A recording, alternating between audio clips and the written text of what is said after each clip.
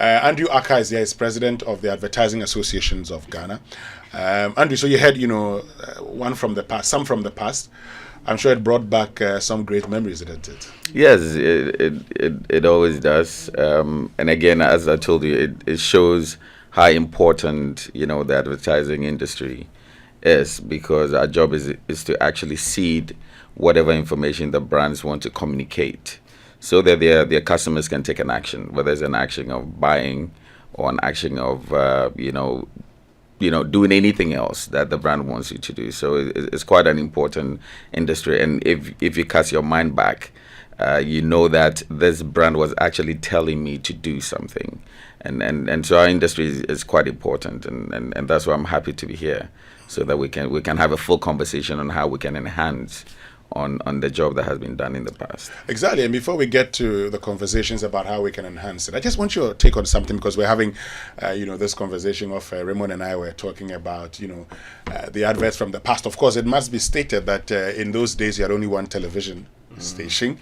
And so you could sing all the adverts. I mean, everything made sense to you. Today we have lots of them. But there's still those who say if you compare the past to the present, it looks like a lot has changed, not for the better, but for the worse. The creativity has gone down. The creativity has gone down. I would disagree with that. Oh, really? Yeah, to be honest. I mean, if you look at at that time you only had GBC, and then later when there was that liberalization, of the media space, you had a lot more television stations and radio stations. So instead of just placing your advert at one station, now you had multiple stations. At that time, you also didn't have a lot of brands. They were quite limited. So you would remember all of that. In this age that people don't listen to radio as much as they do, or watch television as much as they do, you see that there's a gradual shift of focus and attention on mobile and mobile advertising. And with the social media coming into force, your Facebook, your Instagram, your TikTok, you see that people spend a lot of time on the screens. But if you, for those of us in the industry, if you look at the quality of work, I mean, the data that supports some of the creative work that is being done, if you look at the creativity itself, from the copywriting to actually the film aspect of it, the production, the quality of that, the use of technology nowadays, I would say that we are far advanced. But I would also say that while some brands who take bold action to get professionals to actually craft their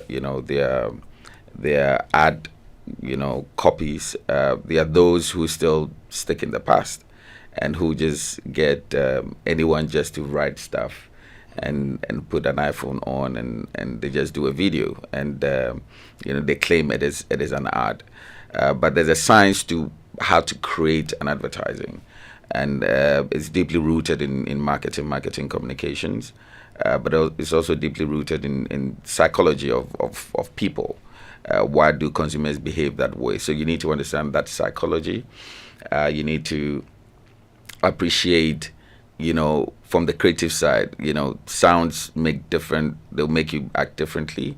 Colors make you act differently. Motion make you act differently. So you need to go through all these layers of understanding and studying to be able to come together and craft something that would appeal to consumers, because at the end of the day, that's what you want to do. You want the advert to appeal to your customers or your consumers to take an action, whether they're buying your product or whether they're going to click on a link to go to your website to read additional information, or for you to participate in a competition or whatever it is. Great. Well, maybe because at the time, for many of us, we got attached to these adverts, and so the emotions, when you hear them again, you compare them and say,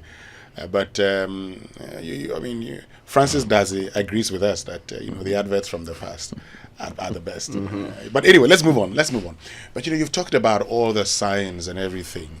Let's look at the industry today. Are you concerned how it's going? Because you've talked about today people just getting up, shooting adverts, and then they put it on. Are you concerned about how adverts are produced currently?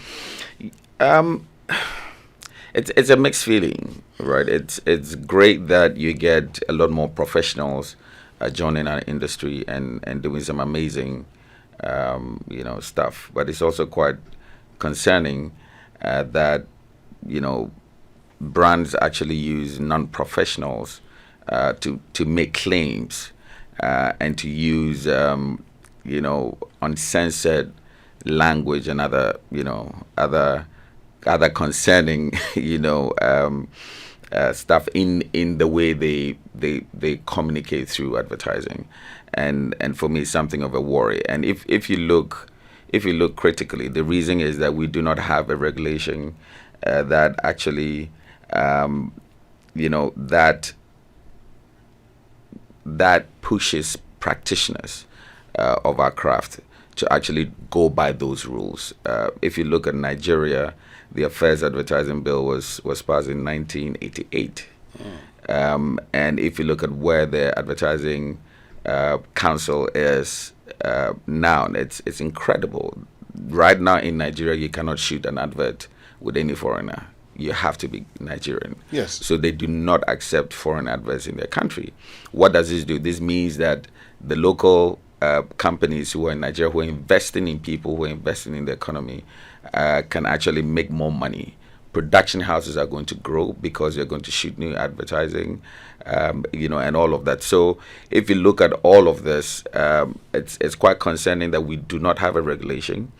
And so everyone does what they do. It's quite worrying that, again, with digital televisions coming on board, if you pay attention, I've taken time to watch some of them. It's quite despicable because you have charlatans actually coercing or persuading viewers to actually pay money for them to get something which is not tangible.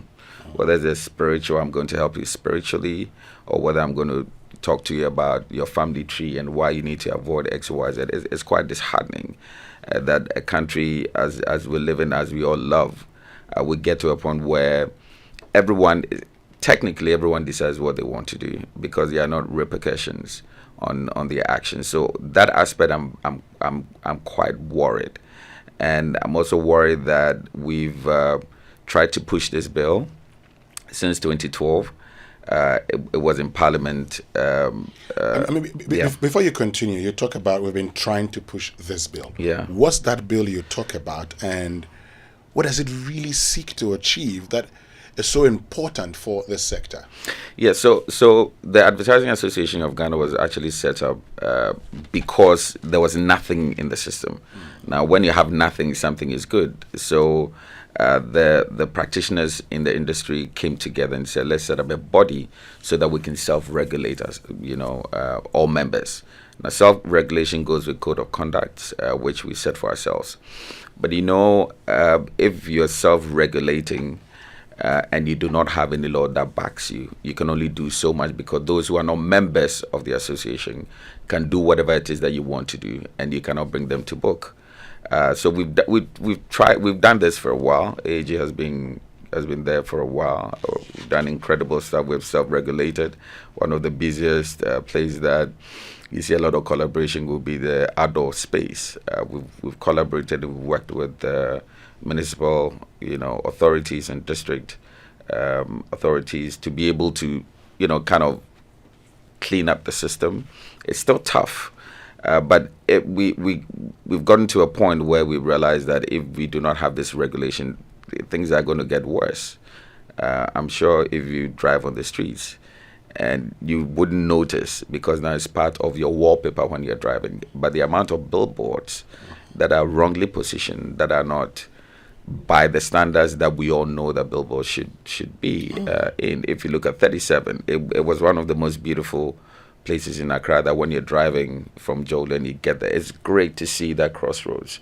Now you have billboards all around. You can even see some vehicles coming from the other side. These are all areas that we worked with, with the authorities. There's still a lot of work to be done on there, but you clearly can see that where there's no law, people can do whatever it is that they want to do. And I'm interested, and before you continue, I'm interested in the billboards thing. You see a lot of billboards. What's wrong with how they are placed, and what's wrong with it? So there's actually an ally that regulates billboards. So the AAG, together with urban roads, with highways, with standard boards. We came up with an LI. It's a comprehensive document that went through. It's actually been passed. It's an LI, so it's by law. This law actually rests in the bosom of the municipal and district assemblies, because they are the ones who issue permits for vendors to be able to mount. The same way they give you a permit to build your house, they give you a permit to mount the billboard. Now, there's science behind mounting billboards. It's not just you put something there. They are the ones supposed to regulate it. It's a problem. We've had several meetings, and the problem still persists. And we think that if the law was in there and they could do this, they would have done it. Some do try. I mean, there are those that we work very closely with who try and clean up the system. But there are a lot that it beats your imagination. What science and what reasons, or what process of decision making they went through to give a permit to someone. I mean, sometimes you drive and you see a billboard here. Usually, the law says that you need to give about 100 meters or 120 meters in between billboards. But I'm sure when you drive around, the maximum space you get will probably be 60 meters. The law says 120, so why 60 meters? Why are you giving permits for people to do the wrong thing when the law actually says that you need to 120 meters between billboards? That's the minimum you should be leaving. And this is an ally. Is actually, I can give the document to you, and I presume that every municipal assembly and district assemblies should be having this. So why that law is not working, it's something that bothers us, and it bothers our members, because what has happened is that you have some unscrupulous people, or let me choose a lighter word, some unknown people who just mount billboards anyway, anyhow, because they realize that the outdoor business is like a real estate, and so it's cheaper for me to buy pylons and pipes and just put them together and just hoist an advertising and make X amount every month. So they do not go through the rudiments of, the engineering. I mean, there's a whole engineering aspect on, what iron rods and what cement, what type of cement to cure. All of these things are there. They actually in the LI, one of the most comprehensive, LIs that I've seen, on regulating billboards. But it is not happening, and so again, it begs the question: what is going on? Why is it that you have a law that should govern how billboards are mounted, and why do we allow everyone else to be in there? So our members who actually self-regulate and they use the right principles are suffering, because almost everyone, I'll give an example. So we do audits every now and then we took Spintex Road. I can tell you that 75% of the billboards on that road, we don't know who owns them. Because they are not owned by our members. And you ask the question, why do you have so many billboards? And we don't know them because they are not our members. And it's even worse on the Liberation Road. You have about 80% of the billboards on the Liberation Road that don't belong to our membership. So if the AG is supposed to be the body that attracts most outdoor operators or vendors, as we say, then what is happening? Who are these? But every time you drive around, you see adverts on those billboards. So it is owned by someone, and someone is making money. Are the assemblies making that money back? We don't know. I mean, these are all areas that are of concern, to the association when it comes to billboards. Great. So let's look at. You've talked about the bill. What does the bill seek to achieve? So there's several aspects of the bill that we think will cure the industry. First off, if you look at the legal space, right, you need to get a license. Even though you go to law school, you need to have a license to practice. You need to have, if you're a doctor, you need to have, every professional institution needs that practice. Now, if you look at the advertising space, because it's a melting pot of a lot of creative minds and creative training, just having a certificate in marketing alone doesn't qualify you to to practice advertising. So first, one aspect of the law is that it's actually going to license practitioners. So you can hold yourself up as a practitioner, which means that you cannot produce advertising, and the law would ensure that for any radio TV station that accept that advertising, that person would have to be a practitioner. What does this mean? This means that you would have gone through the right rudiments and the training and understanding of the craft, so that you would be deemed to be a qualified person to undertake, the advertising practice. That is one aspect. The other aspect is that we also work with quite a number of bodies. So FDA, as you stated, standard boards and all of that. FDA is now holding part of this law, which is great, because if that was not there, we wouldn't have even had this, approved by FDA thing. So that is regulating on that, but it's only on the food science aspect. There are a lot of products out there that are not under FDA, that under standard boards and in other spaces, that we also need to work. So if you look at the formation of the bill, the council of the board will be made up of a member from Ministry of Trade, a member from FDA, so we have all of these persons who will be sitting there to govern the way advertising is being run. Again, it's set out certain models, and I just talked about so if you look at it's a 60-page. I just go to certain aspect that there's an aspect that is called charlatanic advertisement. Yes. And let me read that for you. Okay, please go ahead.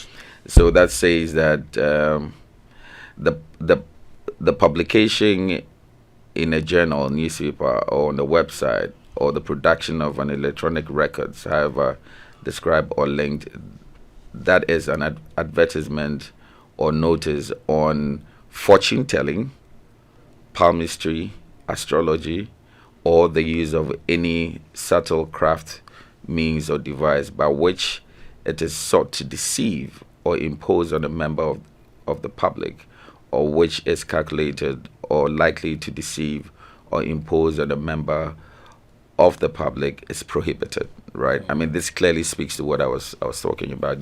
We can have fortune tellers sitting on television and asking people to send them Momo for them to receive some sort of stuff. Money doubling competence. Yes, and the offenses are all here. A person who makes a false declaration of the application of all of these things there. So it's a very comprehensive law that seeks to to govern the entire industry. Again, if you look at, I talked about training.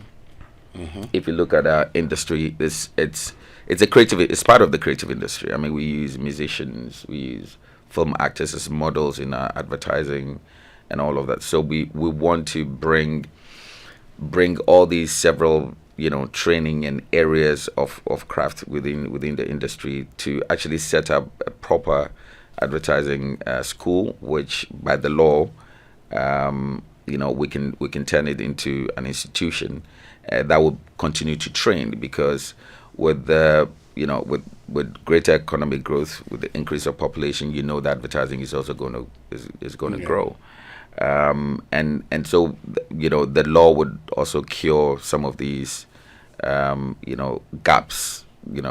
I've had the opportunity to lecture at some universities, and if you look at the difference between the theory that they learn and the practice that we learn in the industry is quite vast. So here we try to break the gap by setting up that institution that formally trains anyone who's gifted and talented in the industry, whether it's in the creative space or in the media space, or events organization, PR, all these. We're going to set up an institution to train people, just like doctors have their medical school that trains doctors, and lawyers have their Makola school to train lawyers. We also need to do that. Now it's interesting to know. I mean, people keep asking. Advertising is a big deal. I mean, if I'm not kidding, we are talking about over $500 million of investment in this industry, and so we think that we need to bring this to light and let the public know that it's a big deal, and we need to bring some formal professional umbrella, to govern all of us and what we do. Okay. So how come the bill has not been passed over as well? So I recall around 2012, 2013, we made our first round. I was on TV and radio stations, trying to push the bill. We're able to get audience, and so we managed to take it to Parliament. There was, that whole, public call to come and share your thoughts and ideas. We met with the select committee, and we went through with the changes made to the bill. It went to the floor of Parliament. It had the first reading, second reading, and unfortunately, because it was an election year in 2016, Parliament rose, and you know what that means. That means that you need to start the process all over again. So with the new government coming in play in 2017, we tried pushing it again, and it had to go through certain processes.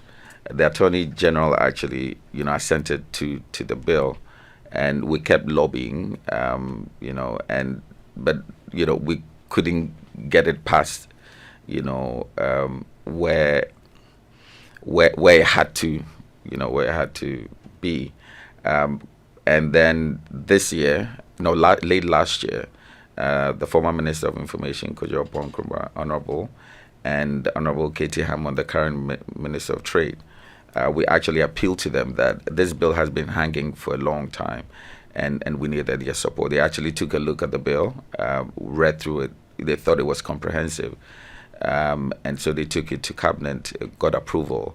When this last Parliament sat, it was one of the, it was at number one or number two item bills to be considered this year. Unfortunately, we haven't heard much, about the bill. So we are still lobbying. So has it been laid? As of now, no. We haven't heard anything like that. By the process, once it get laid, we will be called, and stakeholders will be called to discuss the bill.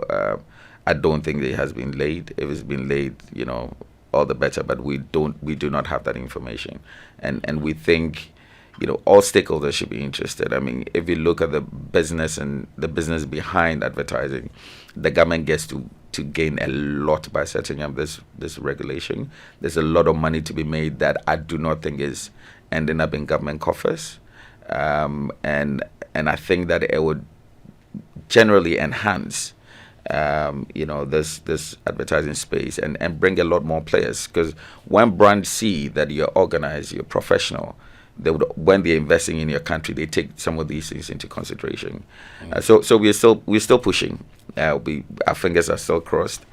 We know that this is an election year, so Parliament would be busy, but you would also have a lot more going out there because they need to go out there and campaign. But we are hoping that at least it can be laid. We still can get the traction.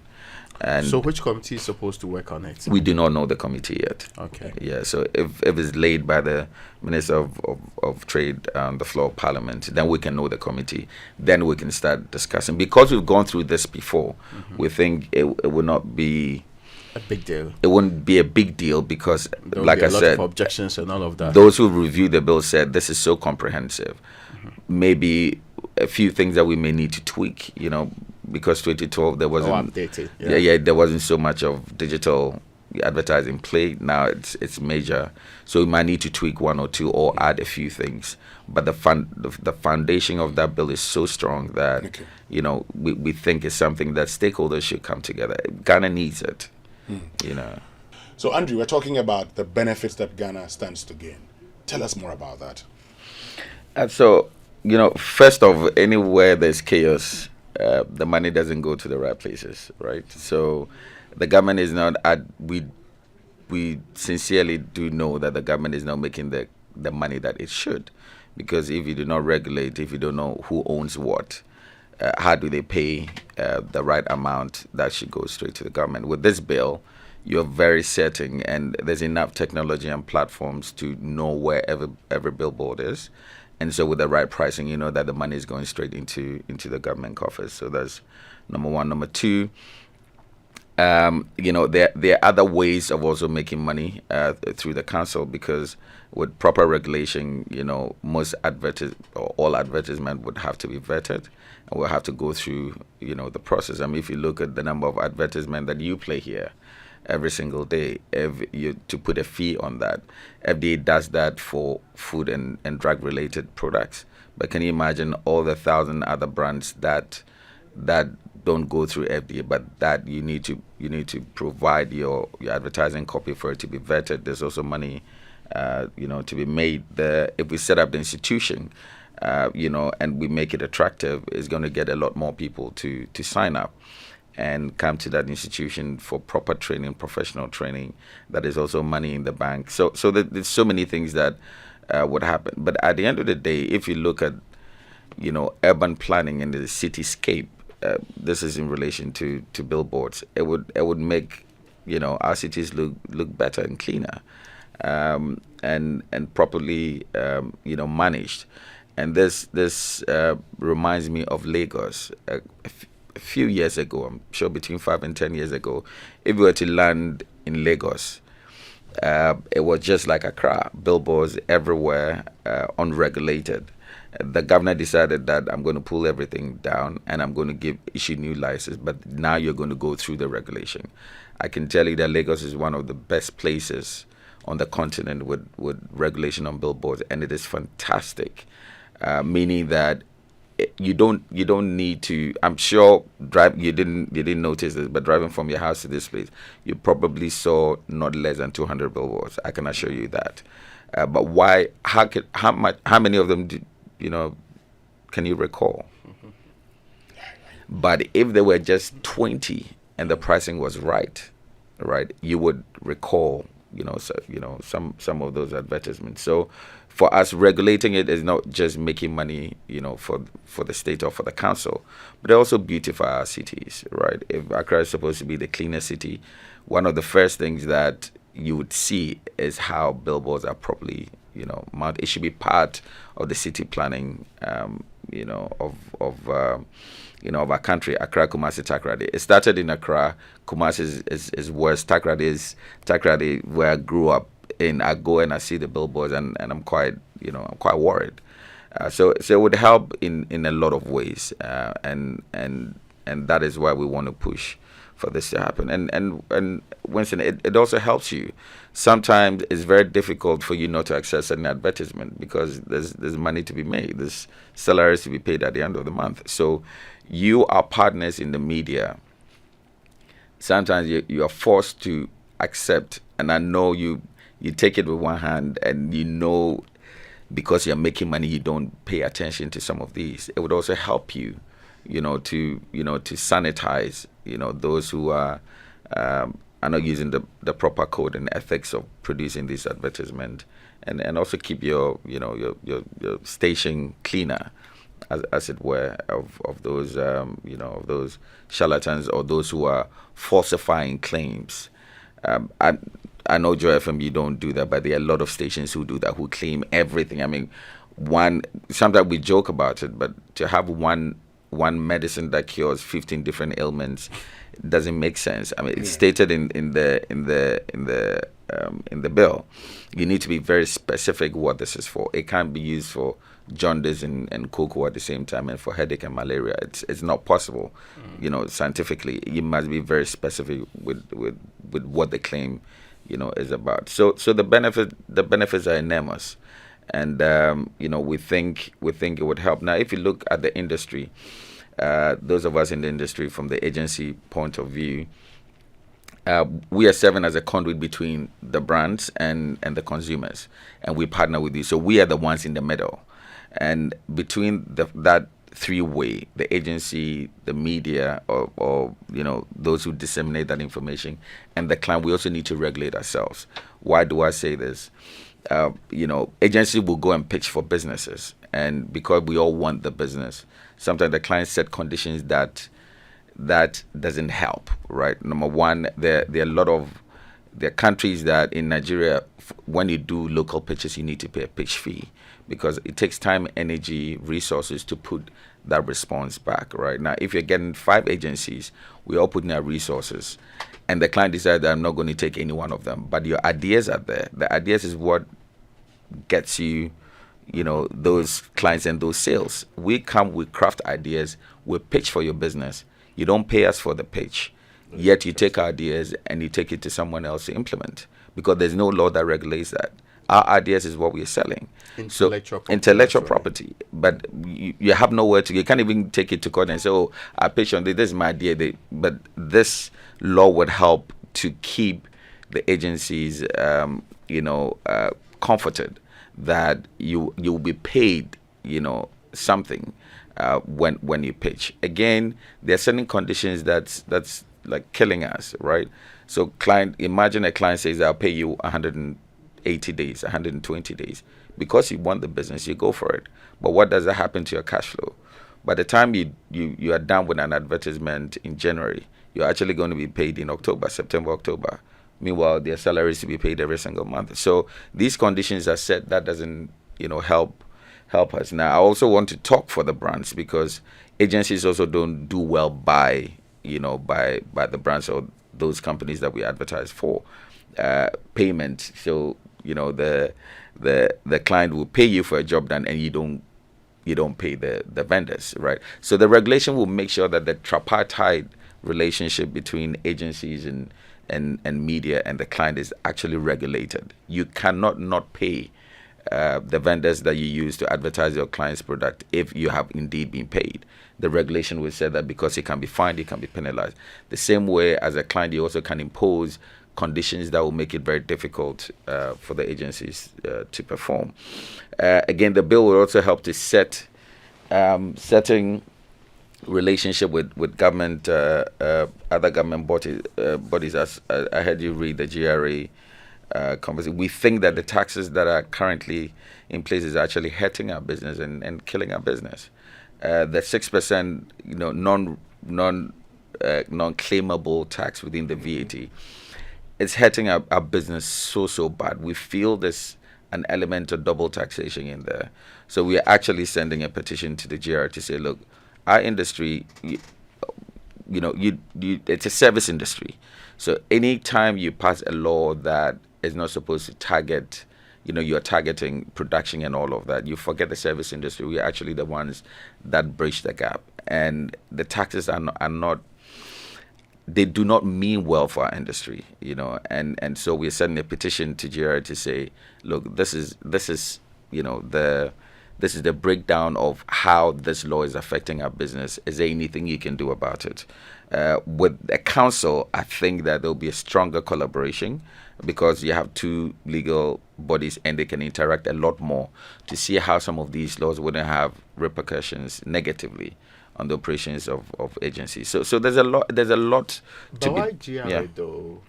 Because they are not the originators of the law, and except you won't say that it's an implementation issue, because it's Parliament and the Ministry of Finance that would necessarily originate some of these taxes. Yes, I do understand that it's GRA is meant to implement it, and Parliament is setting the law.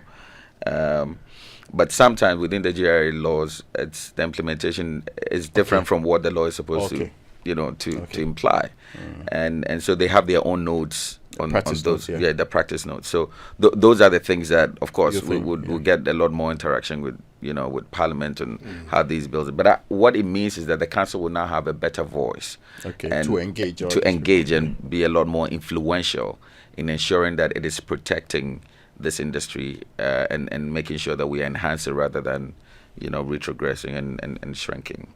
So do you have control over the advertising professionals in Ghana, the association? So those who are members of AAG, yes, we do. So we have a council of which I chair, and that we have an executive director, Ackah, who's doing a fantastic job, and so we meet every month to discuss these things. We know what is going on in the industry. The amazing collaboration between the association and some of the metropolitan authorities, LECMA, LADMA, we have constant interaction. They are the ones that we feel very closely related to, that listen, and help us in regulating the industry as it were at the moment. And our membership is strong. You have the best agencies in this country, all on within the association. We are advocating for a lot more participation, so that we get additional finer brains coming to join for us to to build the industry. And their concerns are our concerns, and we try and resolve them. But again, it is an association. It's a free will to join or not to join. Even though we coerce everyone in the industry to join us, because with that we can have a stronger voice.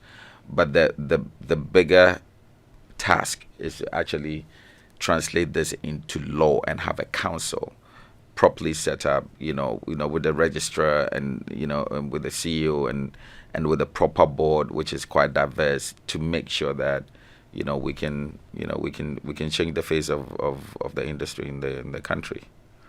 Great. So before you go, let's just talk about your professional development for advertisers. Yes. Tell us a bit about that. Okay. So this is one of the.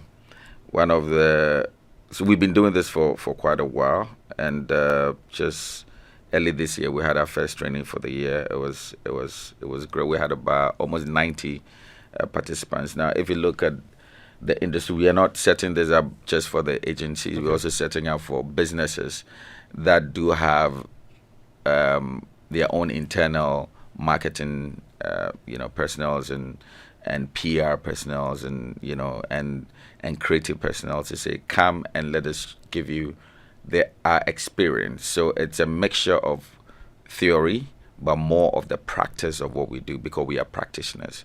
And so we train them on what we do, and we're organizing a new one pretty soon. And I'm happy to say that you have some heavy hitters on there. I'll actually be there myself. I'll be talking on navigating the leadership ladder in the marketing communication space.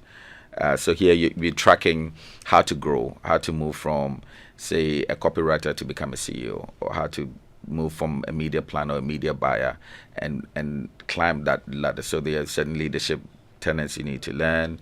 How to navigate politics, within the space, because just like any other space, you have politics. Growth comes with all of these things. So I'll be talking on that. Then my own professor and a friend of the industry, Professor Bob Hinson, who taught me marketing at Legon during my MBA, he'll be talking on the art of client service. And if you know Professor Hinson, he's actually, I would say the father of client servicing in Ghana. He has a wealth of knowledge in there. So apart from, he'll be talking on, the foundation of client servicing and how to position yourself from a leadership point of view to be able to service your client, how to build, how to manage expectations of clients, proven methods of handling difficult clients and all of that. Then we have a young lady, Beryl Ajekum Ayaba, a good friend of mine, who is the CEO of Ackah House. He'll be talking on the playbook of making your events or activations an experience. And there's a lot to be done, from conceptualization to developing exciting contemporary programs for different events, how to select the event site, your venue, and all of that. She'll be talking on that. So it's a three-day event that will be held at Legon. And so we are urging all industry players to please register, and also for businesses who have a certain relation to all these three areas that we talk about, to get your people out there. We held at the University of Ghana. 3 days. When is it starting? It's starting on the 20. Give me a minute. It's starting on 20. Yes, just check it for us so that we know. Yes, let me just check that for you.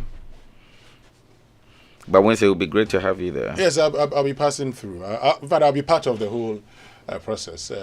So just let us know the date, and then we'll know the 3-day event, and we'll know how much we have to pay for that.